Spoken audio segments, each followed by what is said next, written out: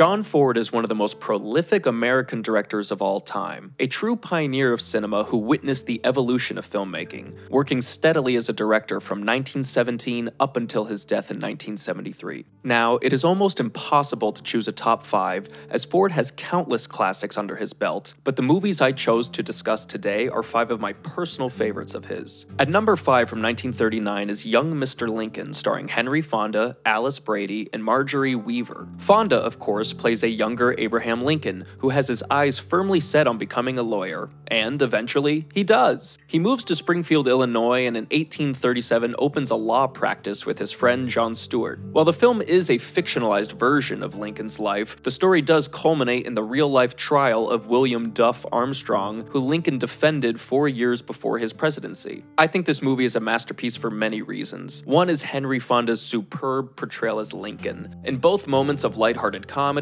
first I thought it was that apple for sure, and serious drama. Well, Ann, I'm still up a tree. Just can't seem to make up my mind what to do. He is exceptional. If you don't believe me, the famous scene where he confronts the mob demonstrates his true prowess as an actor. All joking aside, let's look at this matter from my side. Secondly, there are just too many beautiful shots and editing techniques in this film. One of my favorites is when Abe throws the rock into the river after speaking with his first love, Anne Rutledge. We see the ripples increase in the water as we dissolve to the future. It's now winter, and Anne has sadly passed away. All in the same year, John Ford directed this, Stagecoach, and Drums Along the Mohawk. And if that doesn't blow your mind, I don't know what will. Everything from the blocking and lighting, the fantastic score, and excellent performances from co-stars like Ward Bond and Donald Meek make this film a timeless classic. Next from 1940 is The Grapes of Wrath, another film featuring Henry Fonda as the lead, and with marvelous performances from Jane Darwell, John Carradine, Shirley Mills, and Russell Simpson. The movie is based off of John Steinbeck's Pulitzer Prize-winning novel of the same name. The story follows the Joad family, sharecroppers who, after losing their farm, must journey to California in search of work and a better life. The rich cinematography from Greg Toland, who later worked with Orson Welles on Citizen Kane, captures the Joads' bleak trip west with an intense beauty. The dramatic lighting of the nighttime scenes and all the heart-wrenching shots of impoverished families struggling to get by really heighten the drama and pathos of this film. Henry Fonda again delivers an exceptional performance, while Ma Joad, played by Jane Darwell, won the Academy Award for Best Supporting Actress. Famously, Ford did not rehearse the final scene between her and Fonda, as he wanted to capture the pure raw emotion of their first take, and they did in fact end up using that single take. Ford would go on to take home the Academy Award for Best Director for Grapes of Wrath, and while the movie is fairly different than its source material, The Grapes of Wrath is a powerful American drama that will forever stand the test of time. At number 3 from 1941 is How Green Was My Valley, starring Walter Pidgeon, Maureen O'Hara, Donald Crisp, and a young Roddy McDowall, my favorite ape, by the way.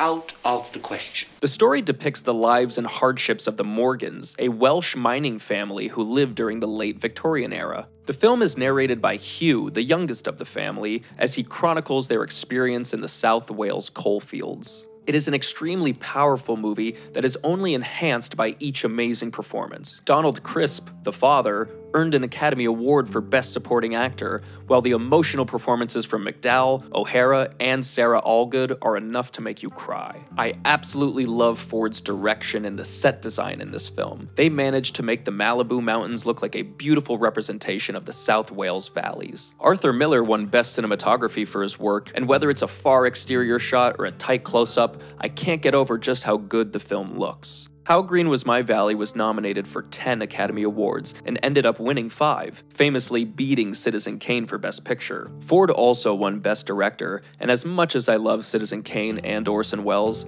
I would venture to guess Welles didn't mind losing to a man he deeply admired. Next from 1946 is My Darling Clementine, starring Henry Fonda, Victor Mature, Linda Darnell, and the great Walter Brennan. Fonda plays the famous Wyatt Earp, and Victor Mature takes on the role of Doc Holliday, while the story tells of what led them to the notorious gunfight at the OK Corral. Now, I actually saw Alan Dwan's 1939 film Frontier Marshal first, and I thought it was a wonderful rendition of this famous tale. But that did not stop my enjoyment of the absolutely splendid My Darling Clementine, which which is filled with excellent shots with beautiful blocking, sumptuous landscapes, and great performances. Fonda is excellent as Wyatt Earp, and while he is the tough upholder of the law, I think he adds a wonderful vulnerability to the character that makes him so likable. The scene at his brother's gravestone showcases this beautifully. I wrote to Pa and Corey Sue. They're gonna be all busted up over it.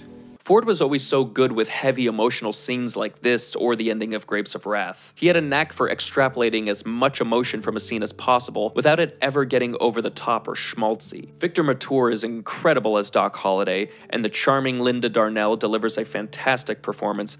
I love the ending shootout and all the action scenes decorated by the enormous Monument Valley, but overall, it's the humanity and tenderness of our main characters that make this film so special.